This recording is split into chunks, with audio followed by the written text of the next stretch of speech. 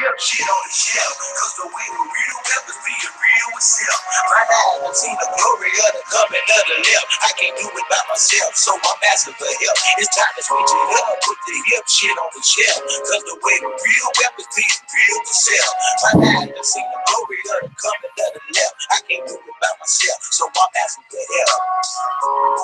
Money, money, money. Money, money, wealthy.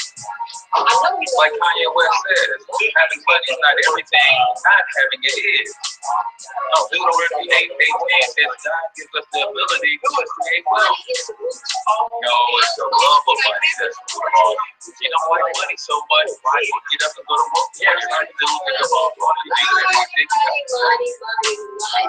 just trying to leave a legacy for money. It's not everything, but when you got it, you can do some cool stuff. And now, your host for Talking Money in the Morning, financial health mentor to the working class, Mr. H Cortez. Good morning, y'all, and welcome to Talking Money in the Morning Live with your main man, H Cortez, the one and only financial health mentor to the Black community, where I do my best to bring practical, proven wealth building strategies to working men and women all over this great nation of ours. Coming to you live and direct from the Mikey Knows Biz, or Mikey Learns About Business studios here in St. Louis, Missouri. If you haven't copped my man's book, you got to go check that out. Today, I'm super excited, man. We got two phenomenal guests that are going to grace the show of Talking Money in the Morning Live, man. These women are absolutely awesome. So I want you to buckle your seatbelts and I want you to get prepared. So we're going to skip our normal intro. You guys know that this show is about building wealth. If that ain't you, exit the stream. You guys know that I'm a future billionaire and you guys are racing to $1 billion with me, and if we fall short, we might land on 100 million. But if you're watching this on YouTube, go ahead and subscribe to the channel. If you haven't already, if you're watching us on Facebook, go ahead and share the stream and let's get this conversation started, man. I am super excited to bring to you my first guest. This young lady I've been following for a little minute, and I've been checking out her swag, her heart, her compassion, and she is the author of Through My Eyes, man. So I want you guys to give me a warm Talking Money in the Morning Live welcome for my girl, Miss Brandy Gates. So give me a second as she pops on. Let me make sure that she is unmuted. Wait a minute, there we go. Brandy Gates, how goes it this morning? Cool. So you are the author of this little gem right here, man. I've been going through it, man. It has got some powerful nuggets in it for everybody. So really quickly, tell everybody who you are and a little bit about yourself.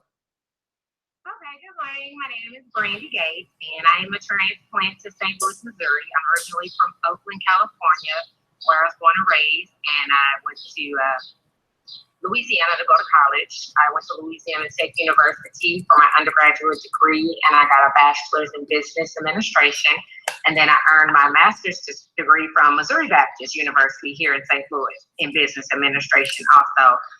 Currently, I am a police officer. I served for St. Louis City Police Department a little over 6 years, and then I left and went to the VA hospital for veteran affairs. So now I'm a federal police officer, and I'm in the Navy Reserve. I've been in the military for 7 years, and I just did my re-enlistment for 4 more. So I'm the only girl out of 6 brothers, and wow. I'm kind of like in the middle of all of them. Okay, I'm awesome. Years old, and I don't have any kids, so I've traveled a lot, and I've seen a lot of different things over my short life. All right, good deal. So only girl of 6 brothers. That explains cop, military, and all that kind of stuff. So just wondering how did you get there? But also, I just want to take an opportunity to thank you for your service, guys. If you haven't already shared the stream, please share the stream. But I want to thank you for your service, man, because it's because people like you, I'm able to do what I do in this land of capitalism and democracy. I have the freedom to be an entrepreneur. But we're going to dive right into this book, guys, and I'm going to read an excerpt of this book before I start peppering Ms. Gates with questions. It says, I need a healing for my soul, and maybe you need one too. I wrote this book to help me heal from multiple traumatic incidents which took place in my life over the years. This is for me, for you, and for every person who wants to give up but knows they can't.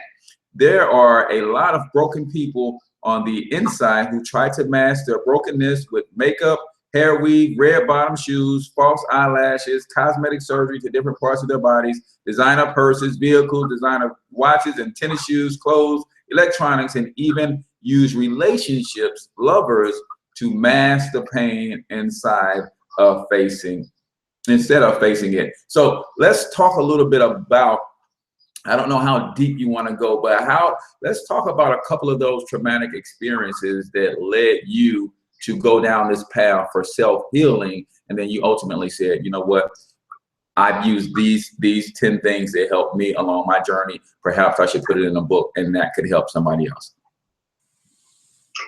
Okay, well, what led me to actually writing my book was the explosion that I went through in Afghanistan during my tour in 2014. When you are away from home, you're away from everything you know, you're away from your comfort zone, you have a lot of time to think, you have a lot of time to reflect, and a lot of things that you didn't deal with will come to surface because it's just the dynamic of you have nobody around and you have no distractions. Like every day, your daily routine is the same when you're on deployment. So your biggest job and focus is to stay alive, you know, so that you can come home. So basically it's, you know, to go home safe every day back to your rack. And as well as your people that you're over when you're on deployment. And then, you know, depression, you battle depression off and on a lot when you're on deployment. If you don't have a good battle buddy and a good unit that you're working with, you know, your stress level is just on 1,000 because you're operating at a level that is not normal. You're always on heightened alert. You're always, you know, situational awareness. You never really get to digress. Like here at home in the States, most of the time, once you get off work, you leave work at work, and when you come home, it's like, okay, I unwind, I digress. You don't get to drink on deployment. You don't get to leave, you know, and go anywhere off the compound. So you are confined to a small amount of space. You're dealing with the same people every day. You're working 7 days a week. You're on a different time zone, and you're in a culture that is completely the opposite of everything you know and how you were raised. You know, for me being a female in a Middle Eastern culture where I'm not considered a human being, I'm considered property. Right. They don't look at me as a career woman. They don't look at me as someone to take seriously or even to take a directive from. So, you know, you have to adjust a lot of everything, and it's just basically becoming a whole nother person. So going through the explosion, which happened about 50 feet from where I was standing watch, it was a very traumatizing experience. We trained for that particular day or in the event that it happened.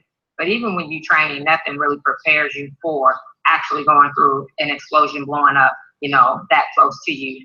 And the shock that it puts you through, the emotions that run high after the fact.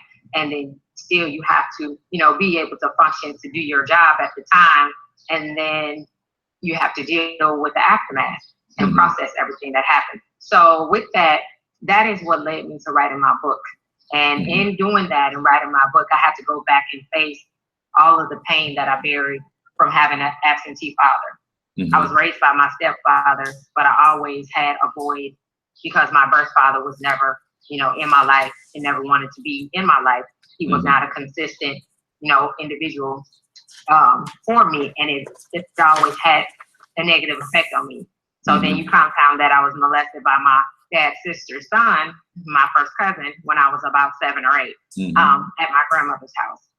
So, you know, you start, everything just kind of comes to a head at one time. And writing and reading has always been very therapeutic for me. So I just began to write and just write all my feelings, write my emotions, write my frustrations, write about my pain, everything. And that's how my book actually came to fruition. It wasn't something I set out to do. It wasn't something I planned on doing, but it was something that was a byproduct of a way that I used to cope with what I was dealing with to the best of my ability, because I didn't have my mom. I didn't have my dad. I didn't have my friends. I was in the middle of nowhere over in the sandbox, way on the other part, you know, of the world. So coming home, I had to go through therapy. I had to go through counseling.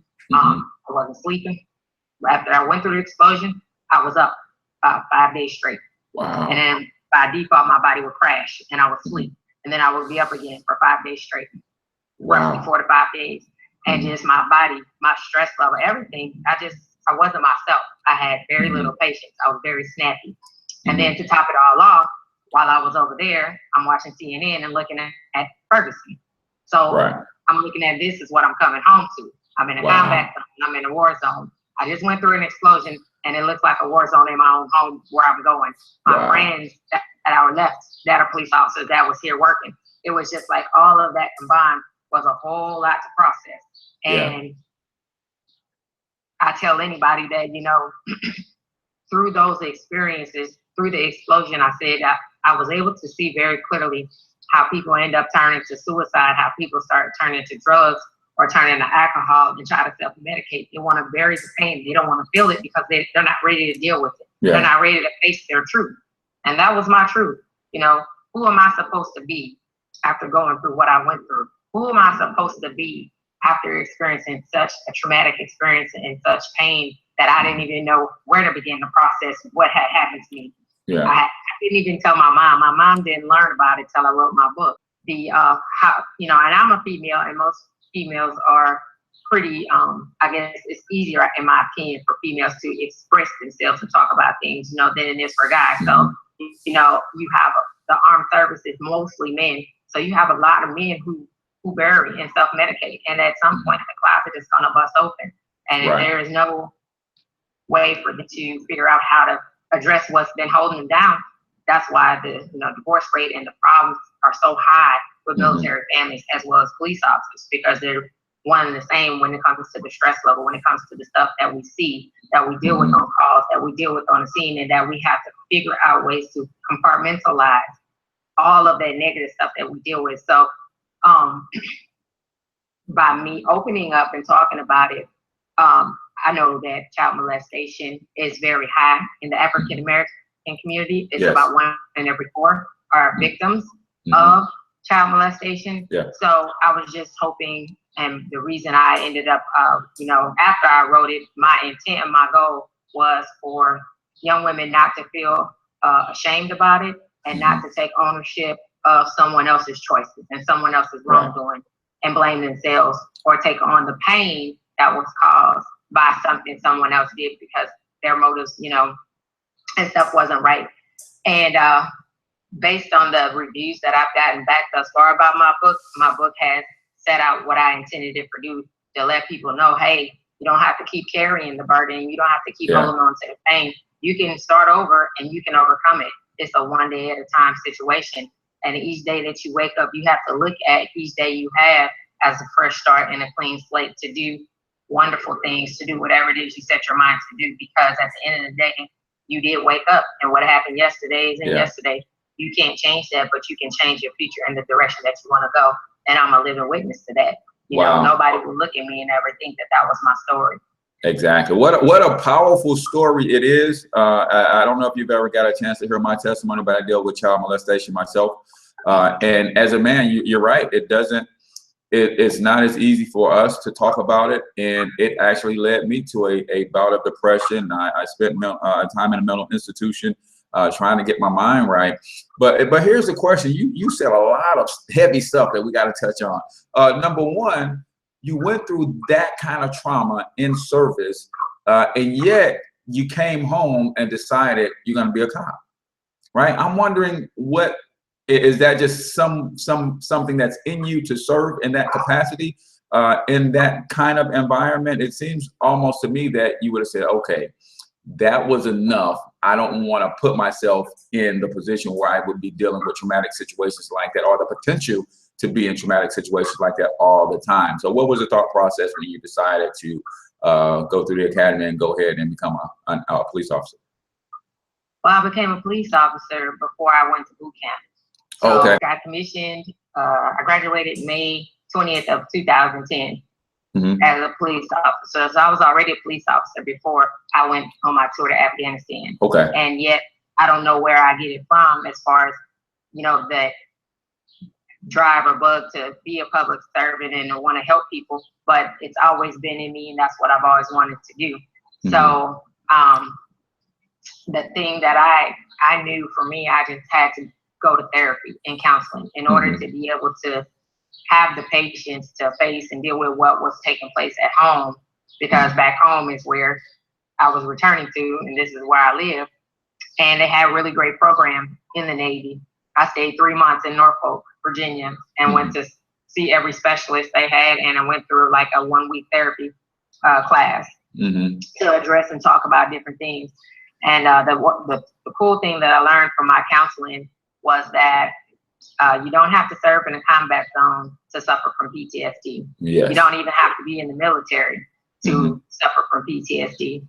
All you have to do is go through a very traumatic experience. A traumatic experience can be, you know, losing the life of your child or a loved one unexpectedly, or a parent unexpectedly. You know, that grief that hits you, which comes, you know, associated very closely with depression. Your inability to process that in a way where you are, I guess, more or less in control of, you know, your mind and your ability to function at your capacity. That's you know, it causes you just. I think Brandy is breaking up a little bit. You start talking about PTSD. So I think the best thing about it is when you understand the triggers, the cause and effect, and how you got there, it makes it easier for you to admit that I need to get some help and to want to take the steps toward addressing it. But if a person is in denial about it, it's a lot tougher for them to do. Yeah. So let's talk a little bit about you said that the absent father, even though it sounds like you had a good man and your stepfather who stepped in and raised you, but you still were dealing with the effects of your biological father not wanting anything to do with you. And I'm experiencing that right now with my son. I raised my oldest son, who's we don't call him stepson, of course, but he's my stepson from age 4 until now. And all of a sudden he's kind of turned his back on us. And I know, I keep telling my wife, he needs help in the sense that he's taking out on me what his father didn't do, his biological father didn't do. So talk a little bit about how you could have a man raising you as his child and still feel ill feelings towards or feel neglected by the man who was missing, and how that led to some early trauma in your life. Well, for me, like the void of it being there, because that's your DNA. When you don't know, so that's a connection that you're missing, knowing about like your family history.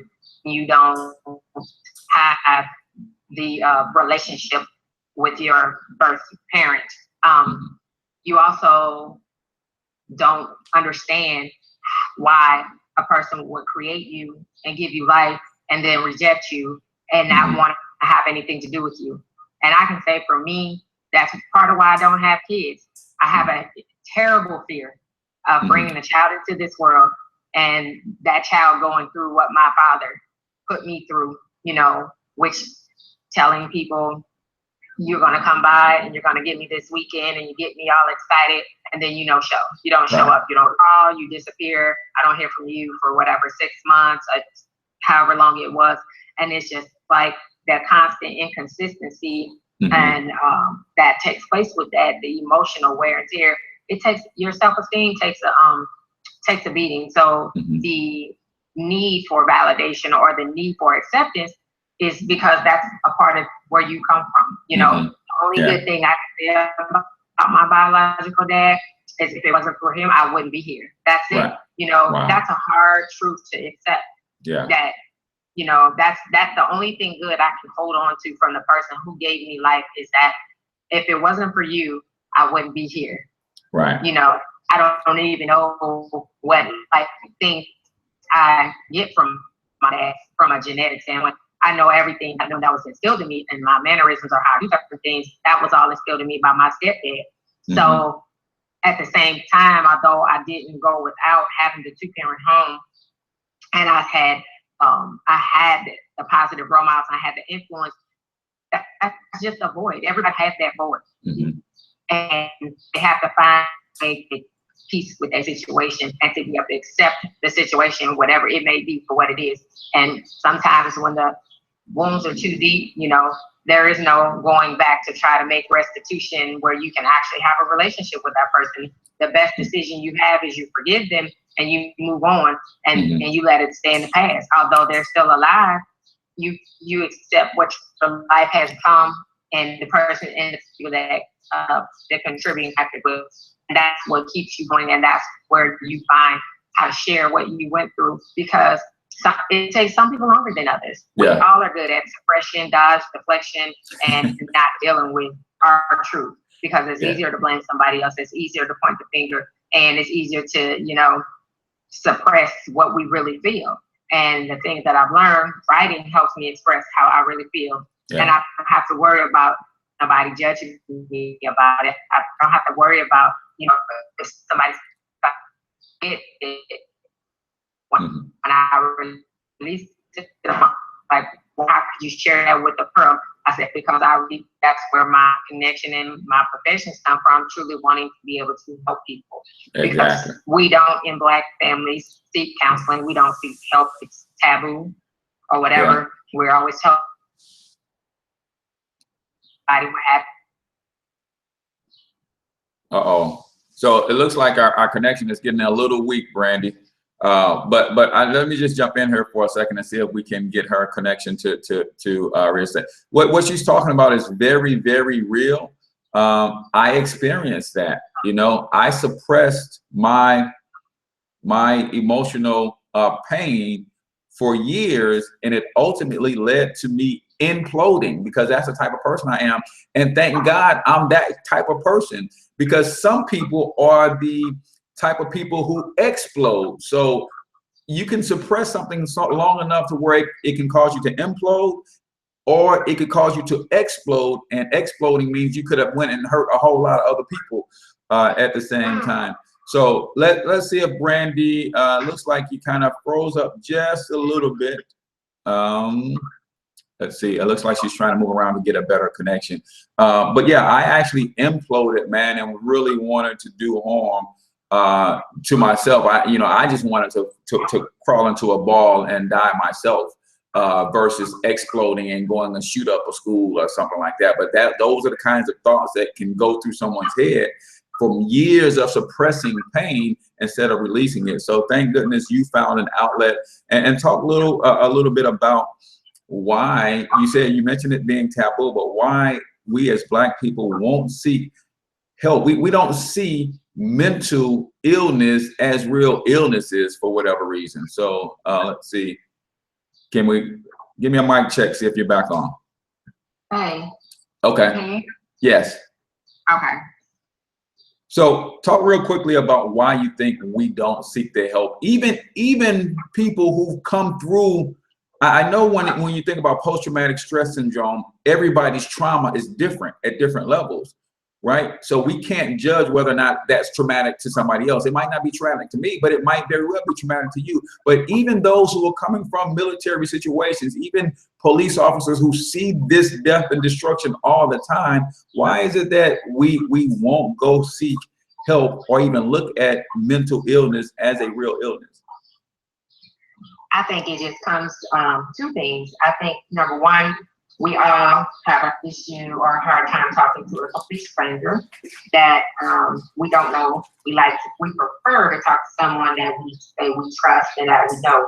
So talking to a complete stranger for some, especially law enforcement, is hard because, you know, we're already very skeptical. We pretty much approach all people from a skeptical, standpoint or untrusting standpoint.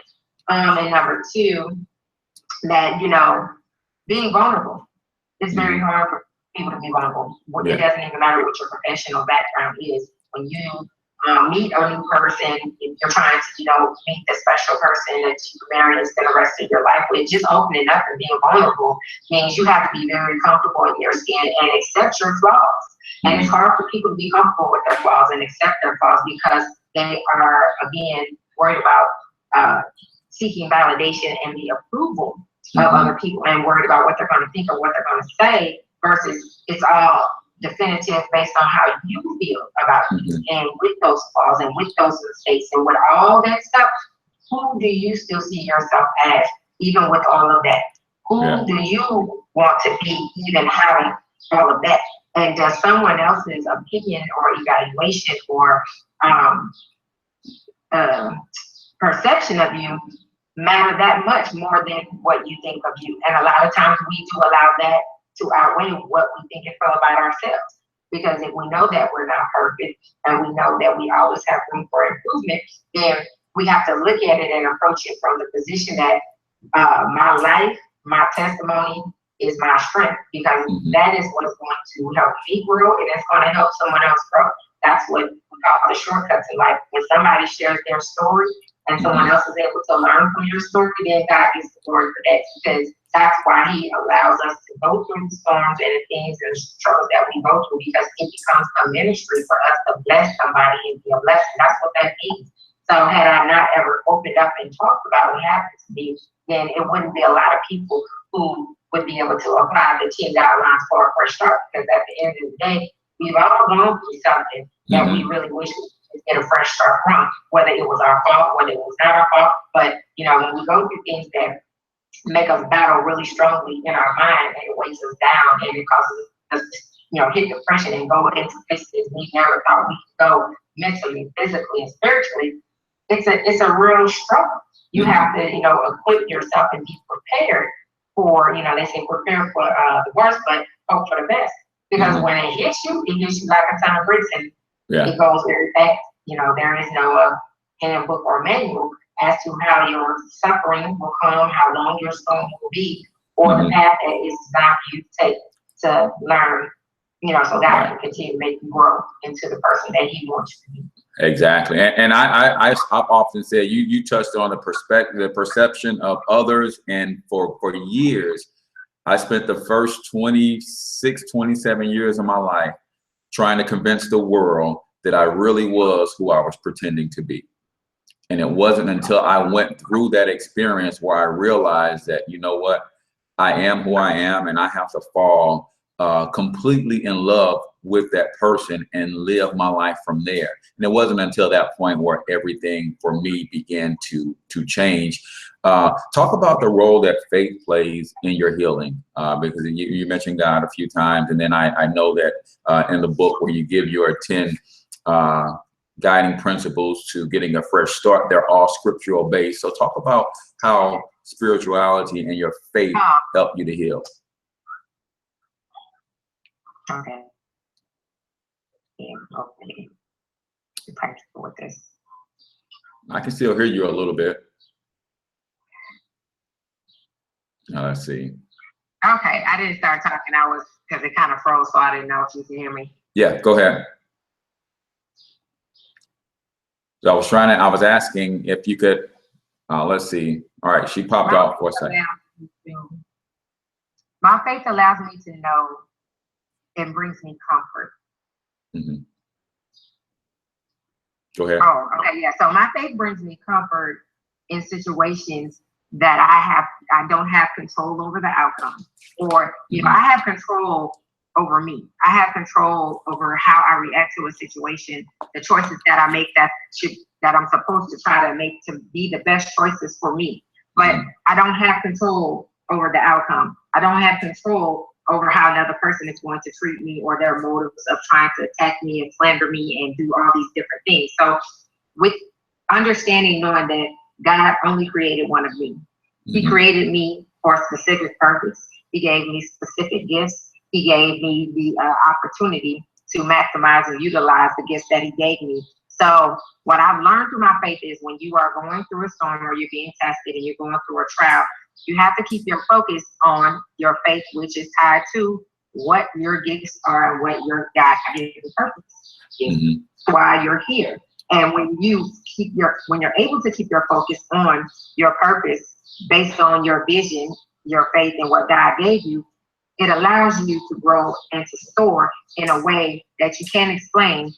People just have to sit back and enjoy the ride, because you know that it couldn't have been anything but God. Because in my flesh, I want to fight the person that slandered me. I want to go back and hurt the person that hurt me. I want to give you a piece of my mind and say, you know what? I understand as a Christian, I'm supposed to be the bigger person. I'm supposed to forgive you. I'm supposed to pray for you. But in actuality, I want to punch you in your face, because nowhere does any human being want someone to attack them, especially behind their back. You know, at least have the decency to say it to my face. You know, that's not going to happen.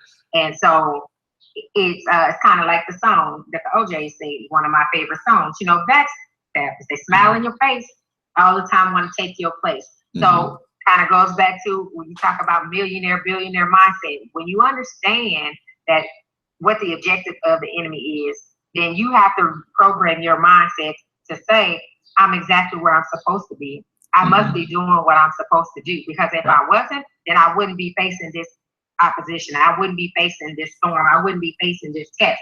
And the whole purpose of that is to distract you utilizing your gifts to its maximum full potential. And when the more you tap into your faith and the closer you walk with God, the more you're able to soar and go full force, walking in your purpose, to allow God to use you to bless other people, to help other people, to help them grow, to help them overcome the adversity. So that's what my book talks about. And talking about my story is, it's going to help you overcome some kind of adversity in your life, because as long as you're living, you're going to go through some things. And some things and some tests may be easier to pass than others, but you feel like the weight of the world is on your shoulders and that you just can't carry it. I'm not going to make it. I'm not going to make it, God. I'm just going to throw the towel. So, you know, that's where you get the encouragement of other people who are like-minded. When you ask somebody to pray for you, you're usually going to ask somebody that you know is of a like mind and has a like passion and understand that they've been through something. So they know, they don't have to know what you're going through, but they know how to pray and ask God to give you the strength, the courage, the determination, and the perseverance to stand in the storm and plant your roots and don't move. And it's hard for us to be still, because we like to think that we are in control of everything, but we're really not in control. Just of the choices that we make and how we react to situations. And nobody likes that thorn in their side. Nobody likes to feel the pain. We hate the process, but we love the end result. Right. I love it. I love it. So, guys, this is Through My Eyes, Brandy Gates, man. I'm telling you, this will bless your spirit. I'm telling you, it will bless your spirit. So tell people really quickly how they can get it, how they can connect with you. Give them all your contact information. I love the t-shirt, by the way. I've got to get me a couple. So tell them how they can grab the t-shirts and everything that you got going on, how they can connect with you.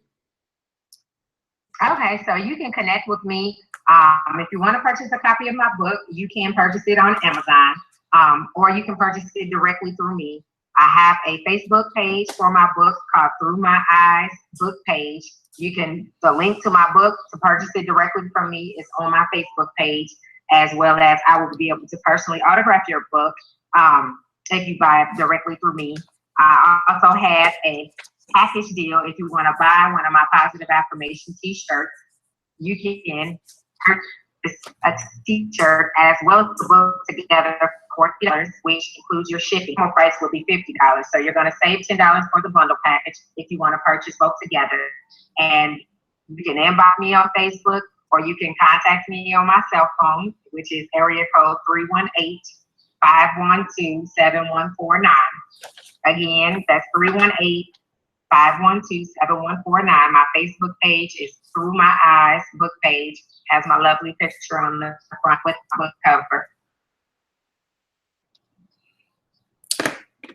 Awesome. It looks like she froze up one more time, guys, but Through My Eyes book page is where you can go and connect with Brandy. It starts there, and then you can get connected with her everywhere else from there. But bundle package, t-shirt, and book together. Give her a call, 318-512-7149. And again, 318-512-7149, so that you can get everything that you need. The book, positive affirmation t-shirts. Brandy, it was an honor, privilege, and a pleasure to have you on the show this morning. I really, really appreciate you. Thank you for joining us, man. That story is amazing, guys. You got to see this. You got to get this, man. Because then after she gives you a story, she gives you some killer poetry too. When she says she writes, right? She gives you some killer poetry, but also she gives you 10 guidelines for a fresh start. So you definitely want to grab your copy of Through My Eyes, and I say get it directly from her. Amazon is cool, but go directly to the source and get your book and get your copy autographed, right? See, I got my copy autographed. Get your copy autographed. So with that, Brandy, I appreciate you for for joining us, and I will holler at you a little bit later. Any last words? My last words is this.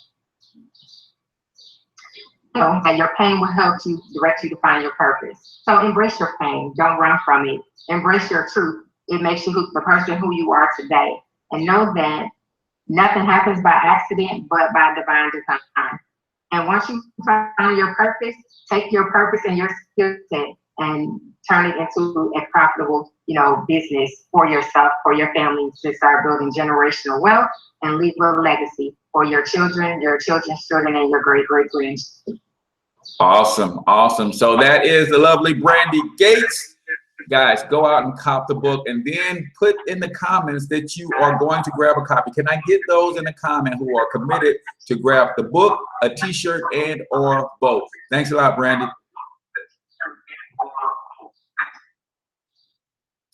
All right, so that was Brandy Gates. Man, powerful, powerful. Who goes through an explosion less than 50 feet away? I know for a fact I would be thinking constantly that I almost just died, right? It will definitely bring a lot of things into perspective. It will definitely change your life and have you thinking about some things so intensely. And then I believe that was some of the stuff that led to her saying, wait a minute, let me go back and all of this stuff in my life. Let me go back and address all of this stuff too, because I almost just died. So now that I'm here and I'm going to live, I'm not going to live and continue to carry the burden and the weight of all of that. I'm going to get rid of all of this stuff. And again, we got to thank her for her service. So Monica Lamb says she's going to purchase directly through Bethany. She's in the stream now. So that brings us to our next author for today, man. Good friend of mine. Another kindred spirit in the sense that have gone through some things in their lives, and you know what, are good on the other side of some of the things that this young lady has gone through. So I'm not going to delay and run my trap any longer. I'm going to go ahead and let's introduce our next guest. Again, a good friend, radio personality, TV show host.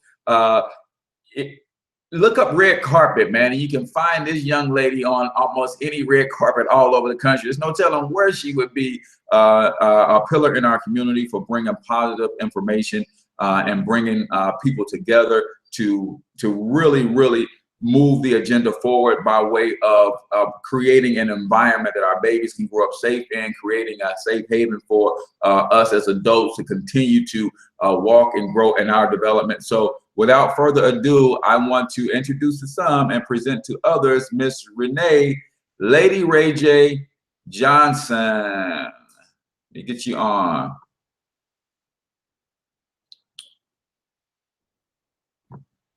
All right, young lady. Welcome to the show this morning. Thanks for getting up early and coming to hang out with us. Give me a mic check really quick. Can you hear me? Can you hear me? I can hear you loud and clear. Let me turn the volume up so YouTube can get you on as well. LadyRaeJ, you also have a very interesting story that we're going to get into. Things that you had to overcome to be who you are in life today. But tell us a little bit about who you are first and foremost, your background, and how did you end up getting your story in Pretty in His Presence, right? Right. Okay. So good morning, faces, and how are you? I'm so glad that you guys joined me, especially the ones that I have invited. Thank you so much. I am, kind of situation. I have 3 older brothers. They're half brothers of mine. My mom adopted my dad's sons after they met, and their mother abandoned them. And so she took on 3 boys, brand new wife, and adopted 3 boys. Then my mom and dad had me and my brother. So I'm the only girl, and I have 4 other siblings.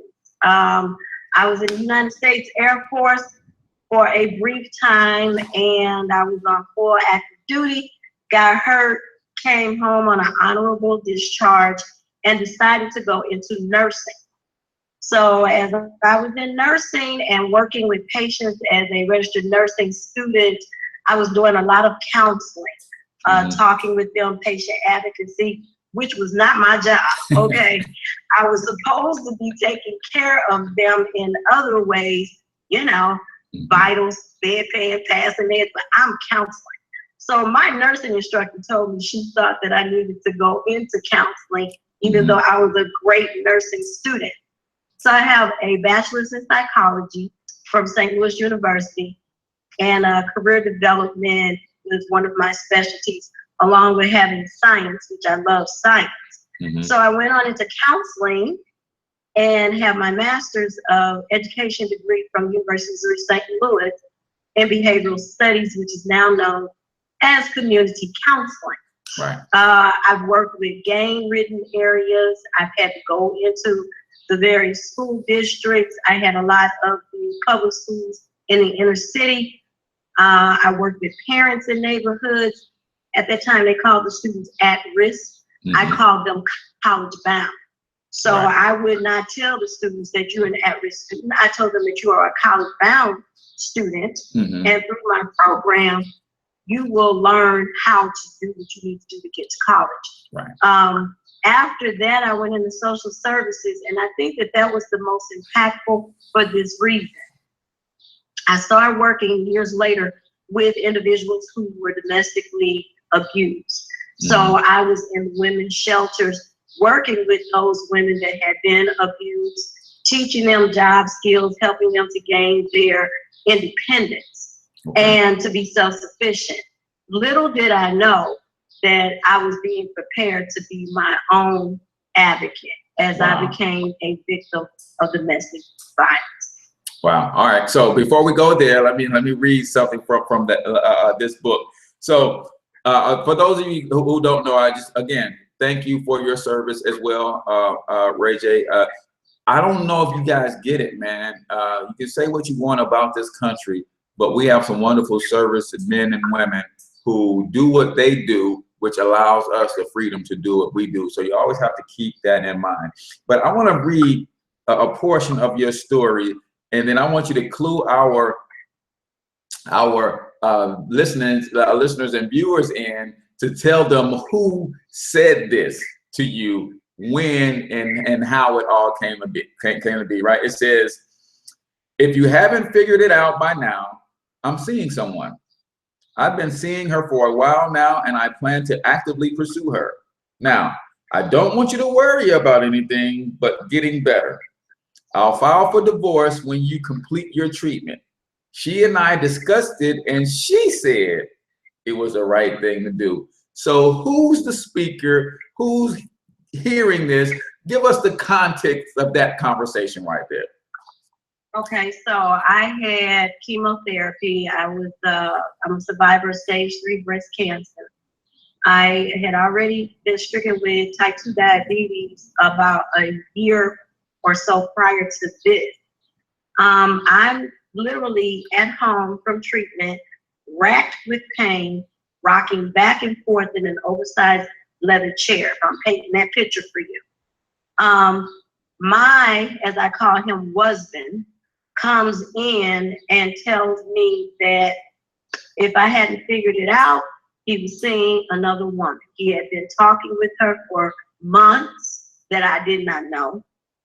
He had been at her Christmas party of her office, and he wanted to let me know that he had done that. And he said he felt so relieved that he had finally told me, and that they discussed what should happen from that point forward with them moving on with their life and getting rid of me. And it was just best. It was the Christian thing to do. Wow. Is what she actually said. Wow.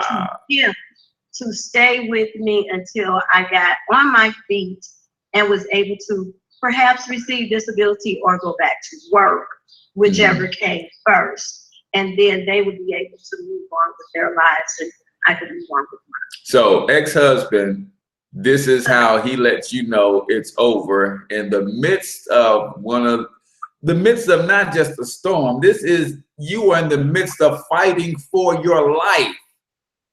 And this is the timing that he figured was best to add to the complications of everything that you were dealing with. So talk a little bit about, because you said in the book that led to not only you went from dealing with physical pain to now having to deal with emotional and psychological pain as you're coming to the terms with the fact that your 20+ year marriage is coming to an end. What state of mind were you in at that point, and how would you weigh the pain physically and then emotionally and psychologically as you were dealing with both at the same time? It would be easy to talk about that one situation, but wait, there's more. My employer decided that they no longer wanted me and told me that I needed to find other employment. However, I was not fired, but this was a heads up that you need to start looking. Wow. So my supervisor said, let me look at your resume, and I'm going to redo it because the current resume you have has too much bling, were her words, in it. Wow. And I didn't understand what is bling in a resume. Well, you have so many attributes that you may actually have more than the person that you're interviewing for the job for. So we need to dumb you down. Wow. So now my supervisor is trying to get rid of me. My ex-husband at the time, wanted to get rid of me. And as a result, he would not pay the mortgage. So I lost my health, my job, and my home. I became homeless for a time. I've got an older child in college and a younger child still at home with us in high school. I'm trying to give them normalcy while I'm dealing with all of this insanity.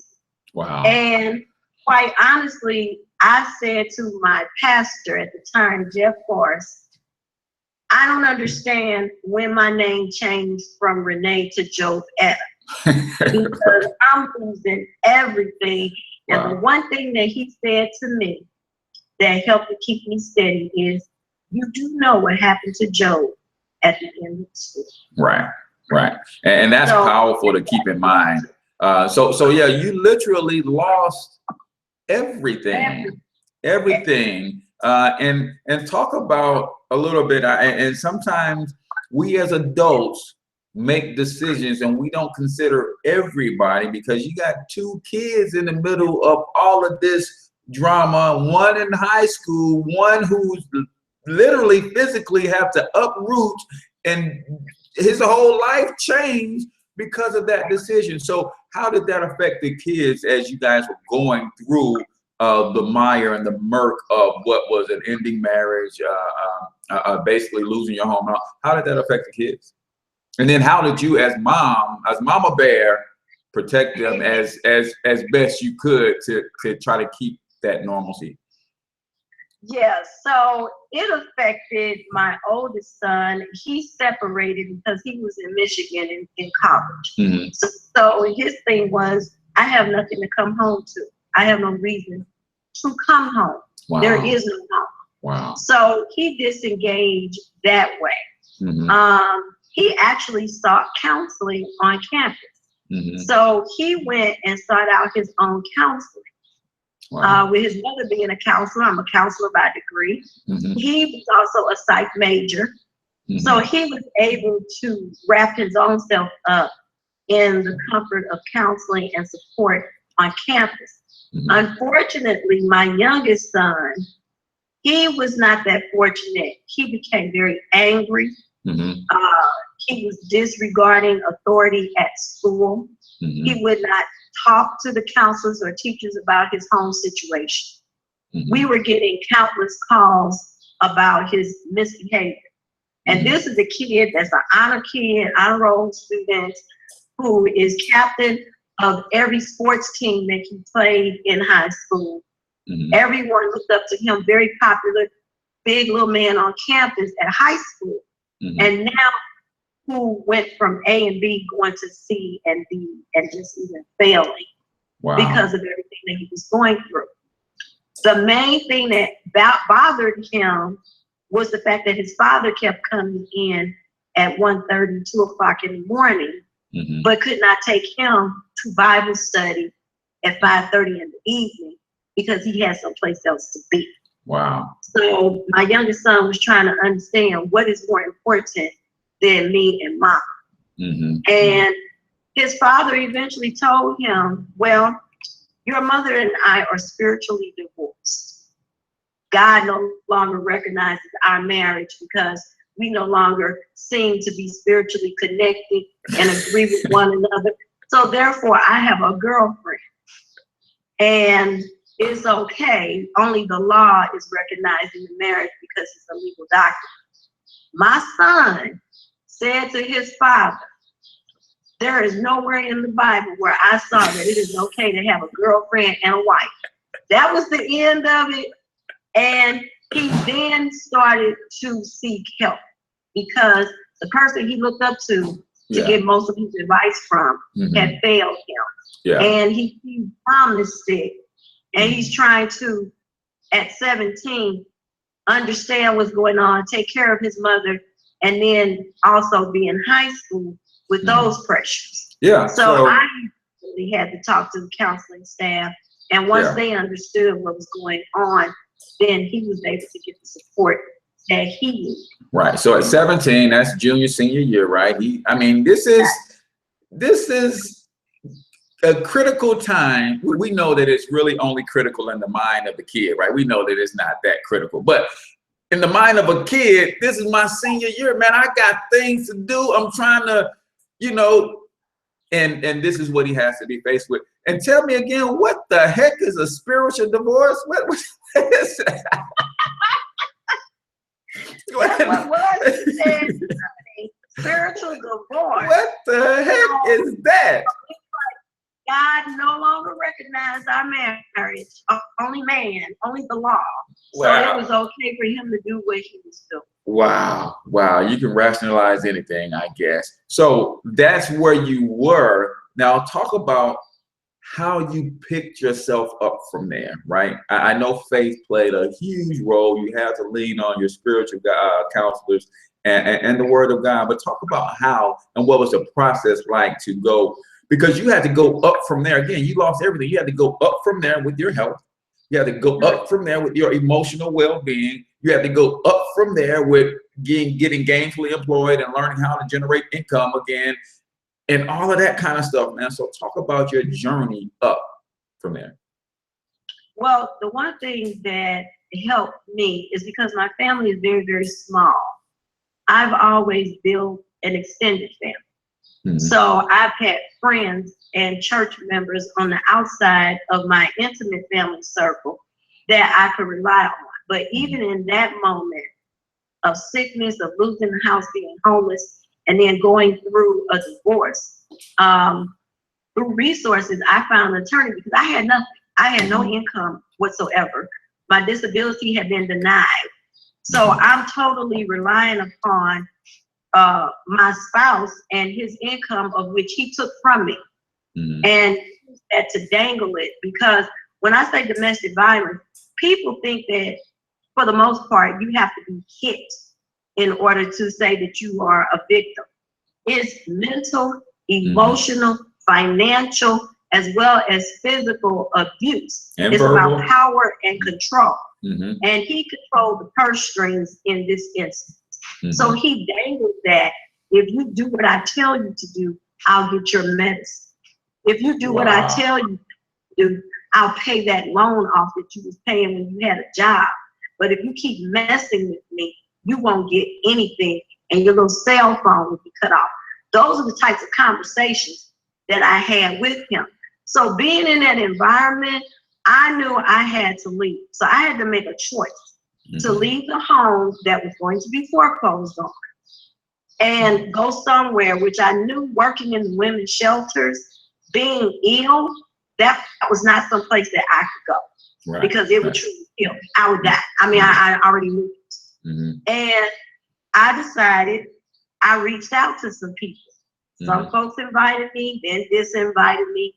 And then my friend, Dallas Jameson, who is my radio host at Ferguson, he and I have been friends for nearly 30 years. So he's been with me practically through me getting married, having children, as well as I with him. He put me and my son at his house. Like, gave me the key and said, this is now your home. You stay here for, you know, as long as you feel you need to. And in that moment, Cortez, I had to decide to disengage from everyone because I was getting, girl, if that had been me, girl, I would do this. Do you know where she lived? Everything was like, go get that. You know, handle your business. I'm taking my earrings off. Here we come. Where's she at? You know? And that was something that I didn't need because I didn't blame her. She acted on what she was told. I blamed him because he knew what his role was and he knew the situation. Now, I left the house. I went to Dallas's house. Dallas had a very nice, warm bedroom for me. And I told him, no, I wanted to go in the basement. And let me explain that. I had to disengage. I had to pull away from everything and get into the closest thing to the grave while you are alive is a cold, dark space. Surrounded by concrete. And I had to go and get literally in the word. So I remember what my pastor said about Job. So I decided to go to the book of Job and I studied. And I mean, I studied it. I didn't talk to people. I didn't want to be around anyone. I pulled away from my church. Some of my church members tried to help me financially, which I appreciated that because I needed it. Some of them didn't know what to believe, you know, because we were a family at this church. All of us went to church. We were active in ministry there. So it was difficult for people to even know how to choose sides. But I went into a still, quiet place. And I told the Lord, I understood that this was my assignment. I didn't know what he was trying to teach me. I did say that. But I never asked the Lord, why me? I just knew that he would be glorified in the end. I held on to that. And that equipped me to navigate through what I went through. But then I'm so vain. I did not want to look like what I was going through. So I kept it cute, honey. I always had to be cute. So even when I went to treatment, people were always talking about how I was smiling. It's that mask that Brandy talked about. How we are good at putting up a front and putting on a mask. Because I know that people will prey on the weak, and not P-R-A-Y, P-R-E-Y. So I had to make sure that I did not look weak. And in spirit, I was tired. I was hurt. And I let the Lord know that I was tired and that I was hurt. But I did not want to be bitter. In that moment, when I finally got to where I could forgive and release that, I told my ex-husband, I forgive you. Because I cannot let your ills become my ills. There's something going on in your mind. There's something going on in your heart. Someone hurt you when you were a child, and that has bled over into everything that you're doing. And I let you know, I have not turned your children against you. In fact, I told them, choose you over me if they had to make a choice, because you need the support. I'm good. And that's the peace that surpasses our understanding, Cortez. That is the peace that God instilled in me. And when I was able to accept everything, that this had nothing to do with me, but everything with God using this opportunity to help someone, to help a bunch of women. He had already placed me in that work environment. Right. Now I'm Right. on the other side of the desk advocating for my own behalf. So I got a firsthand view and what this looks like to be alone or feel deserted and abandoned. And because I had the love that I felt for the Lord, I have a closer relationship. I came out better for it. So let's talk about you coming out better for it, because if those of you who are not Christians and you don't really know about Job and Job's story, Job had everything taken from him. So much, and here's how quickly everything was taken from him. The scripture literally says that when one servant would come give him word that he was losing a family member, before that servant can finish talking, another servant was coming saying, hey, you lost your wife. Before he finished saying that, another servant said, hey, you lost your kid. Before he can finish talking, another servant said, hey, you just lost everything you own. So understand that losing everything, this woman has lost everything, but how is she on the other side? Stage 3 cancer, kick butt, healthy. Dr. Deloney just helped you go through another transformation very recently. Job, no income, that's cool. Phenomenal female entrepreneur, doing it all over the St. Louis city and all over the country, literally pulling resources and income out of the sky, right? When she before was depending on an employer to help her do all of that. And they still don't want to act right with that, right? So did the health get restored? Yes, and then some. Did the income get restored? Yes, and then some. Did the children get restored? Yes, and then some, because I know both AJ and Malik and what they're doing now, phenomenal, on a path to great things. Did the relationship get restored? Yes, and yes. My main man, Easy Weathersby, I think he was checking, but I know that you are now in a place with a better relationship, and you recently just got engaged, right? So talk about that a little bit. Yes, I did. And you know, with everything that I went through, I never punished another person for someone else's sin. You know what I'm saying? Yeah. Because with everything that I've been through, and I had some jokers in between before my Easy came. Right. But I'm just saying, I never allowed that to embitter me. I left whatever happened with that man with that man. Right. Right. And I even told him, I prayed for you. I've turned you over to God, and I wish you nothing but the best. And I meant that, because he's been miserable. I don't know how long of his life before me. Right. But I know that I had to let that go and release him so I could move forward, because he could no longer have the power over me by doing that. So everything was restored, but I worked. I'm not gonna say it was easy. It's not. And did I want to get revenge? Oh yes. Even before I was there, I wanted to get revenge. And a lot of people don't know, but I had a moment where he was just sound asleep, just sleep in another room, knocked out. And I was standing up there, and I had a weapon in my hand. I'm just gonna say, y'all know I'm former military, so we'll leave it at that. Right. And I heard a little voice tell me, he's not working.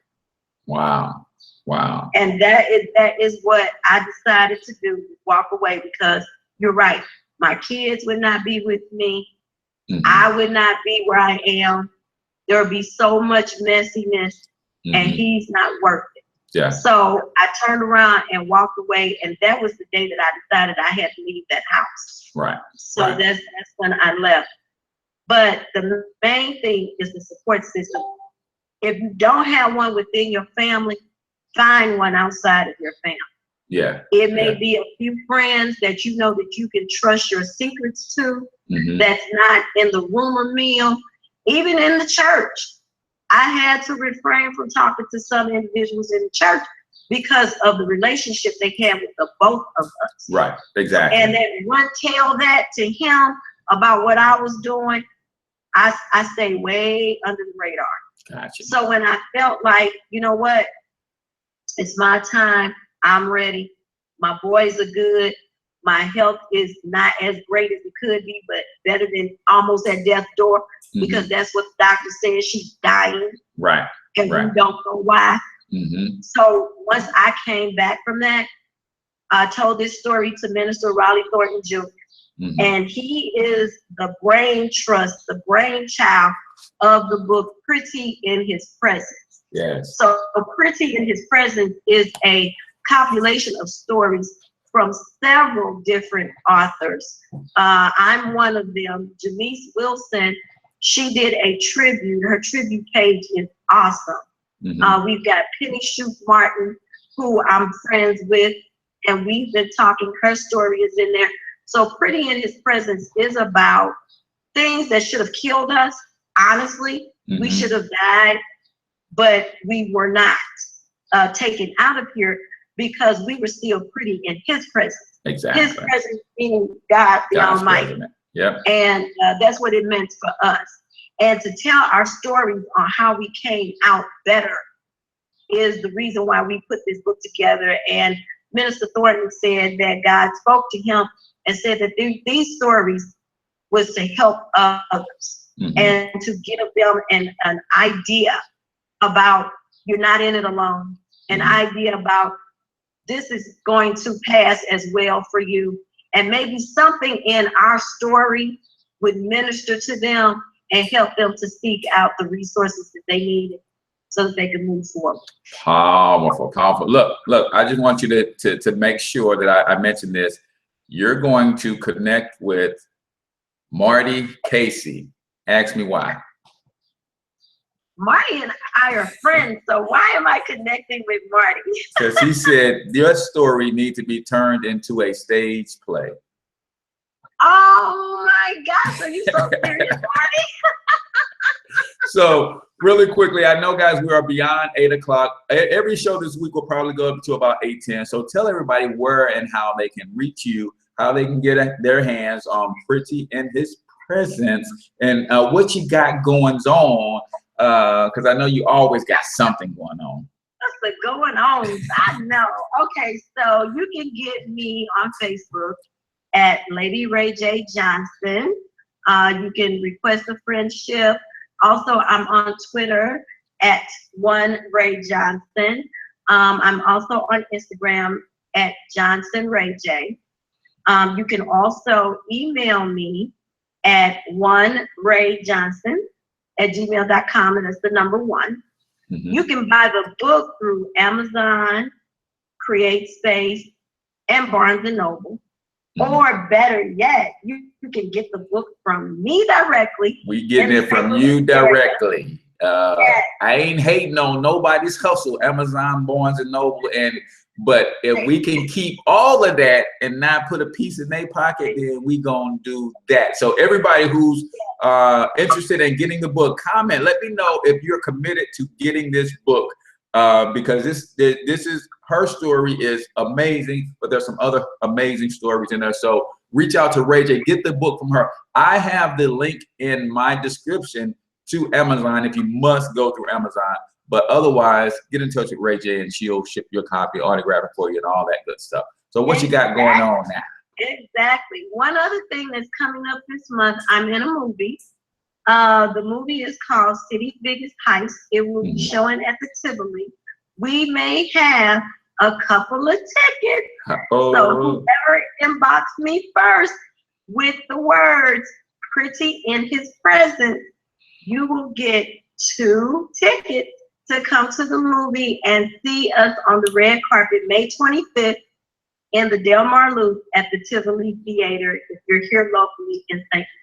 Awesome, awesome. So Ray, you know it's always a pleasure when we hook up. I love everything that you're doing. I love that you are empowering women all over this country, and especially since you are empowering them to do what I love to teach on is be entrepreneurs, right? Turn your passions into profits. Take your stories and turn them into something that will live forever and will pay you forever, right? So I really, really appreciate you. Tell them really quickly how they can hear you on the radio and all that stuff as well.